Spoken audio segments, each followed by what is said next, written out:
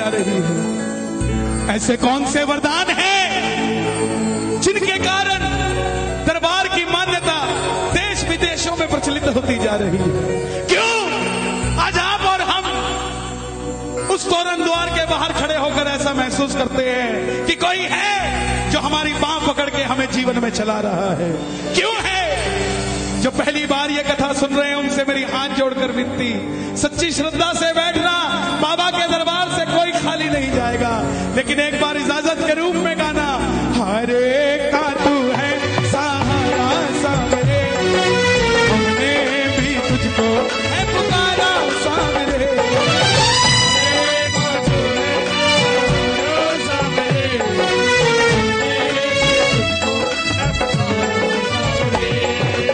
जो कथा सुनना चाहते हैं एक बार इजाजत दे दो, दोनों हाथ उठा के जरा ताली बजाकर, हरे का तू है सहारा सामने, हमने भी तुझको है पुकारा सामने, हरे का तू है सहारा सामने, हमने भी तुझको है पुकारा सामने। नहीं और सहा जाए अब भूल कहाँ जाए,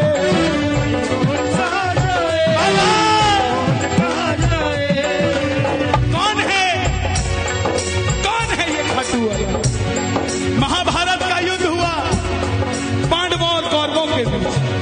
कौरवों की रखवाली कन्हैया की नारायणी सेना कर रही थी और पांडवों की रखवाली गोविंद मेरो है, गोविंद मेरो है, गोपाल मेरो है, श्री बांके बिहारी नंदलाल मेरो है,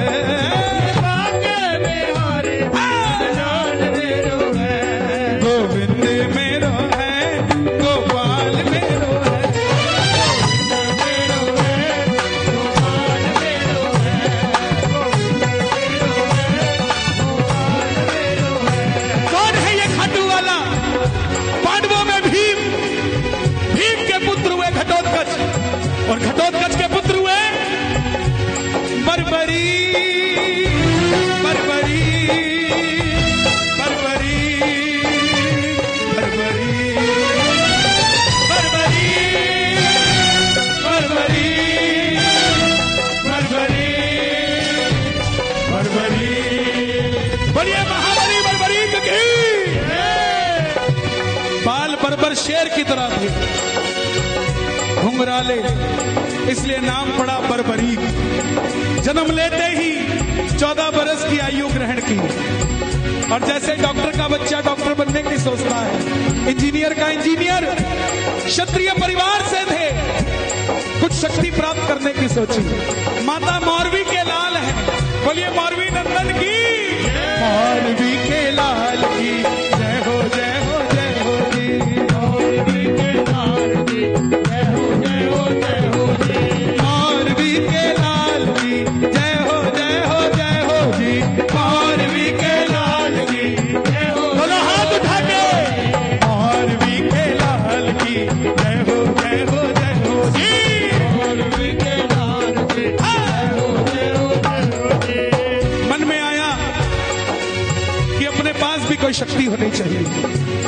मां से बोले, मां मैं भी कुछ शक्ति प्राप्त करना चाहता हूं।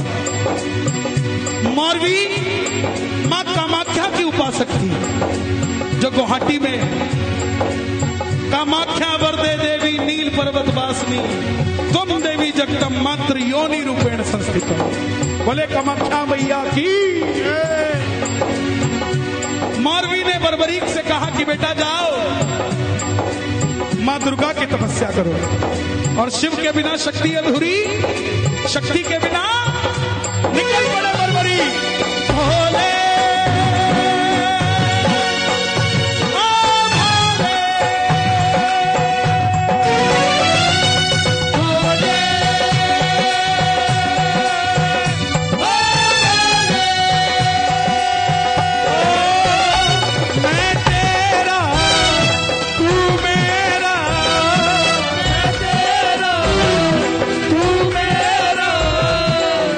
श्याम से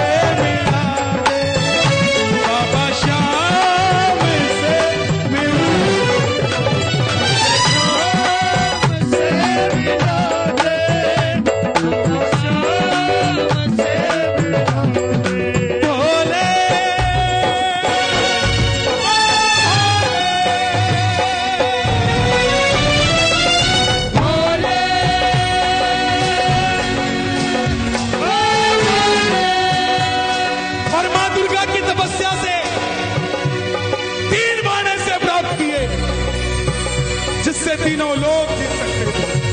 बोलिए तीन बाणधारी की। तीन बाणधारी महिमा अति भारी, यो खाटू वालो सांवरियो, खाटू वालो सांवरियो, भगतारों का लड़हारी, तीन बाणधारी महिमा अति भारी।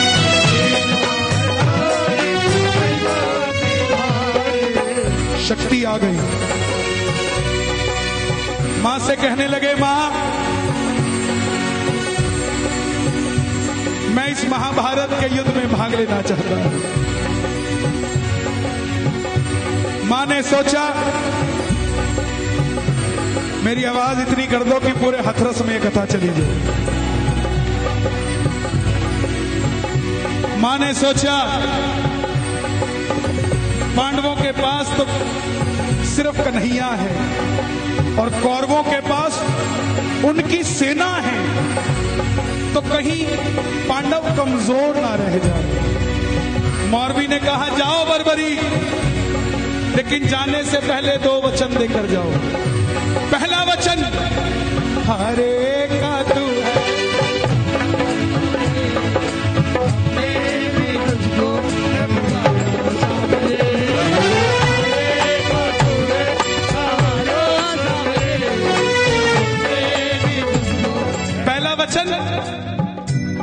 जो युद्ध में हारेगा तो उसका सहारा बने। और दूसरा वचन, रास्ते में तुझसे कोई भी कुछ भी मांग ले। ध्यान देना प्रेमियों, ये वचन ही बाद में वरदान बने हैं, ध्यान देना। इसलिए पहला वचन हारेगा और दूसरा वचन रास्ते में कोई भी कुछ भी मांग लेगा तू मना नहीं करेगा। जैसे मेरी मां शेर की सवारी करती है, भोलेनाथ नंदी की करते हैं, नतमस्तक होकर बर्बरीक चल पड़े। और मेरे बाबा श्याम किसकी सवारी करते हैं? दोनों हाथ उठा के नीले घोड़े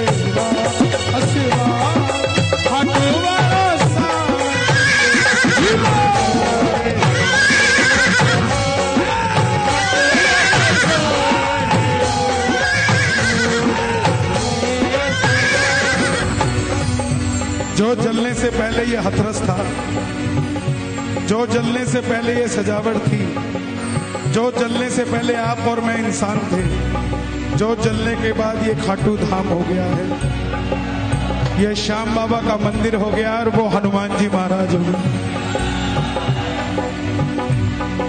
घोड़े असवा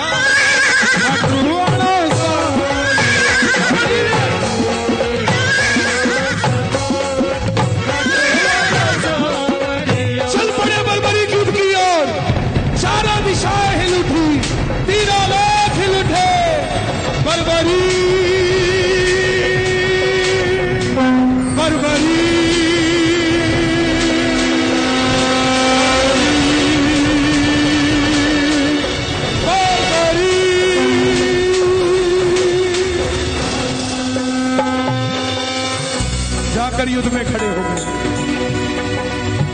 दुर्योधन हिल गया, भीष्म पितामह हिल गए, द्रोणाचार्य हिल गए, भीम हिल गया। लेकिन जब अर्जुन का रथ हिला, अर्जुन ने अपने सारथी को कहा, माधव जाओ देख कर आओ ये बालक कौन है, ये लड़ेगा तो बाद में, इसको देखने से ऐसा लग रहा है मैं युद्ध हार गया। बोलिए तीन बाणधारी की। आप ब्रज में हैं, सुनो। माधव आए ब्राह्मण का रूप धारण कर कर, हे बर्बरीक कहां जाते हो? बर्बरीक बोले, प्रभु जब आप मेरा नाम जानते हो तो आपको पता भी होगा मैं कहां जा रहा हूं। नहीं, बताओ कहां जा रहे हो, अपना परिचय दो। बर्बरीक बोले प्रभु मैं इस महाभारत के युद्ध में भाग लेने जा रहा हूं। ब्राह्मण देवता बोले ऐसी कौन सी शक्ति है तेरे पास जो इतनी सी उम्र में इतने बड़े महासंग्राम में लड़ने जा रहा है। बर्बरीक बोले प्रभु आज्ञा दीजिए, मेरे जो तरकश में 3 बाण है ना, मात्र 1 बाण चलाऊंगा, ना जीतने वाला बचेगा ना हारने वाला बचेगा। ब्राह्मण देवता बोले बेटा बातें करनी आसान है, साबित करके दिखाओ। सामने पीपल का पेड़ था, लाखों पत्ते थे, एक ही बाण से पूरे पेड़ के पत्ते भेज दिए। आज भी उस पेड़ के पत्ते छिदे हुए ही निकलते हैं, साबुत आज भी नहीं निकलता। कन्हैया ने कुंती को वचन दिया था कि तेरे 5 पांडव जीवित रहेंगे, इसलिए एक पत्ता अपने पांव के नीचे दबा लिया कि देखता हूं क्या कुंती के बेटों की रक्षा मैं कर सकता हूं क्या। लेकिन नहीं, वो बाण आखिर में ब्राह्मण के पांव के ऊपर घूमने लगा। बर्बरीक बोले प्रभु पांव हटाइए, एक पत्ता आपके पांव के नीचे है। ब्राह्मण देवता मान गए, अगर ये युद्ध में चला गया तो सबको ढूंढ ढूंढ के मारेगा। बोले बर्बरीक किसका साथ दोगे? बर्बरीक बोले प्रभु मैं अपनी मां को वचन देकर आया हूं। अरे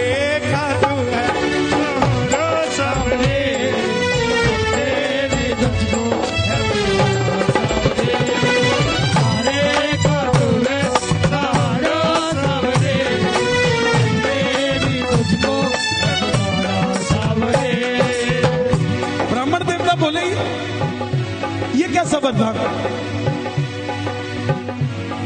ये कैसा वचन दे दिया? हारे का सहारा। ध्यान से सुनना आप, कैसे बने बर्बरीक श्याम बाबा। हारे का सहारा, अगर तू पांडवों की तरफ हुआ तो कौरव हारने लग जाएंगे तो तू कौरवों की तरफ हो जाएगा, और अगर कौरवों की तरफ हुआ तो पांडव हारने लग जाएंगे तो तू पांडवों की तरफ हो जाएगा। इससे तो युद्ध का निर्णय नहीं निकलेगा। बर्बरीक ने हाथ जोड़ दिए, प्रभु मेरा मार्गदर्शन कीजिए। अब ध्यान से सुनना, ब्राह्मण देवता बोले हे बर्बरीक,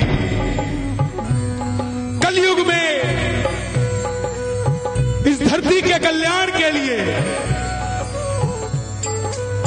एक शीश का दान चाहिए, और वो शीश का दान इस समय किन्हीं 3 महाबलियों में से किसी एक का हो सकता है, या तो भगवान श्री कृष्ण का, या अर्जुन का, या बर्बरीक तुम्हारा। देखो शक्ति, कन्हैया की बलि नहीं ले सकता, उसने युद्ध रचना है। अर्जुन की बलि नहीं ले सकता, उसने युद्ध खेलना है। तो बच्चे तुम अपने शीश का दान दो और कलयुग में इस धरती का कल्याण करो। बर्बरीक ने अपनी मां को वचन दिया था कि कोई भी कुछ भी मांगेगा इनकार नहीं करेगा। निकाली तरकश में से तलवार और बोले प्रभु ये मौरवी का लाल आपको शीश दान में देगा, लेकिन जो शीश का दान मांग सकता है वो साधारण ब्राह्मण नहीं हो सकता। आप अपने असली रूप में आइए, ये मौरवी लाल आपको वचन देता है। और प्रेमियों, महाभारत के युद्ध में पहली बार मौर्य उग्रवंशी वाले ने अपना विराट रूप दिखाया और झोली बसार कर खड़ा हो।